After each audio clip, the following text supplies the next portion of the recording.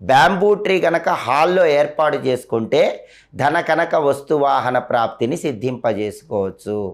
అలాగే ఇంట్లో ఎప్పుడూ కూడా ఐశ్వర్య ప్రాప్తిని సిద్ధింపజేసుకోవాలంటే ఏనుగుల తొండంతో నీళ్లు తీసుకుని అభిషేకిస్తున్నటువంటి గజలక్ష్మీదేవి చిత్రపటాన్ని మీ గుమ్మం పై భాగంలో లోపలి వైపు ఏర్పాటు చేసుకోండి.